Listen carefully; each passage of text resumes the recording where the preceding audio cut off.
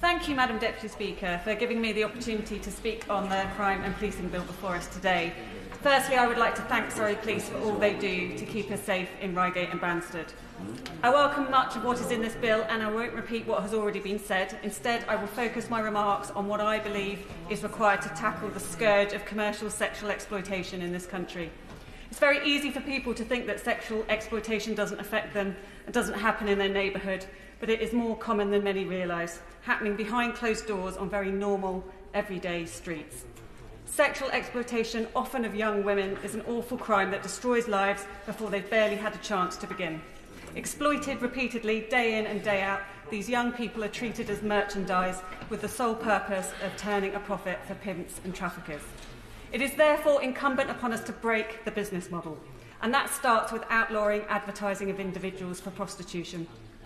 Classified ad sites like Viva Street are rife with it. They are the Etsy of sexual exploitation, fueling sex trafficking by providing a convenient, centralised platform for sex buyers to access what they want in their local area. Buying sexual services can be as easy as ordering a pizza. Although prostitution is legal, pimping, which is the provision of a prostitute to perform a sex act with a customer for gain, is not. And there are often telltale signs on the adverts, like the same phone number being used for multiple ads, that these women are not acting freely and willingly. They are under the control of a pimp who is profiting from their exploitation. Not enough is being done by these sites to weed out these adverts. They've had years to get to grip with it, but they still haven't. But we here must take some responsibility too, because, Madam Deputy Speaker, you'll no doubt be staggered to hear that such advertising of prostitution is entirely legal. This is because legislation has not kept pace with technology. Advertising prostitution in a phone box is illegal under Section 46 of the Criminal Justice and Police Act 2001. Yet, when the same thing is online, it is not. This is utterly absurd.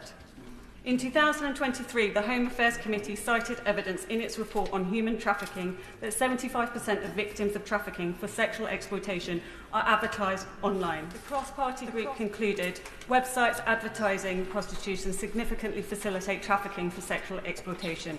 I would strongly urge ministers to take this opportunity to close this loophole. And we have a similar issue with the regulation of online pornography compared to offline pornography. Our current laws haven't been updated quick enough to recognise the huge shift online and the need to apply the same standards across the board. A survey done by the Children's Commissioner in November 2022 found that 1 in 10 children had seen pornography by the age of 9, with half having seen it before they turned 13. And the impact of this travesty can be clearly seen, with 47% of young people between the ages of 16 and 21 stating that girls expect sex to involve aggression. Huge damage is being done to young women and men from this damaging content. It is normalising and sexualising the choking and strangling of women during sex, which is important to note is illegal in offline pornography, but not online. And although not illegal per se, degrading acts like spitting on women are commonplace in online porn. So is it any wonder that we're seeing such disdain for and poor treatment of girls in our society? If we're serious about tackling this issue and halving violence against women and girls, we have to crack down on online porn and ensure it is regulated to the same standards as that which it is offline. Madam Deputy Speaker, the Independent Pornography Review led by Baroness Burton has recommended that there be a parity of regulation between online and offline pornography, which I very much welcome. The main statutory regulator of offline pornography is the British Board of Film Classification. It is responsible for classifying pornographic content before it can be published and ensuring it does not contain illegal content. Any such offline illegal content cannot be sold or supplied in the UK, and the same rule should apply to that online.